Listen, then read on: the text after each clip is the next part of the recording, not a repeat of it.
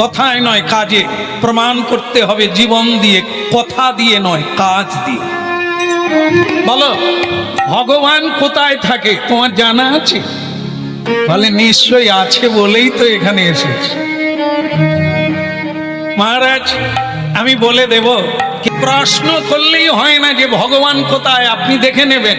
আপনি যদি দেখে নিতে পারেন তাহলে আর এত সাধনার দরকার কি? ভারতবর্ষে এত মানে গৃহীরা গৃহ ছেড়ে ত্যাগ করে হিমালয়ে গিয়ে বসে আছে কেন?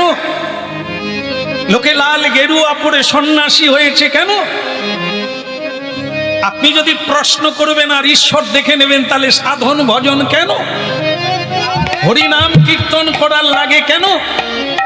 সাধু সেবা দেওয়া লাগে কেন? গুরু করার লাগে কেন? একদম ঠিকই, দুধের মধ্যে মাখন আছে কিন্তু পাওয়া যাবে না। দুধকে ফুটাতে হবে, সেই দুগ্ধকে গরম করে ফুটিয়ে দই পাততে হবে, দই বসাতে হবে, সেই দইকে ঘোল করে মাখতে হবে, মন্থন করতে হবে, তবে গিয়ে মাখন উঠবে। ঠিক তেমনি গুরুর কাছ থেকে মন্ত্র নিতে হবে, তারপরে মন্থন সাধন করতে হবে, তবে তো মাখন উঠবে।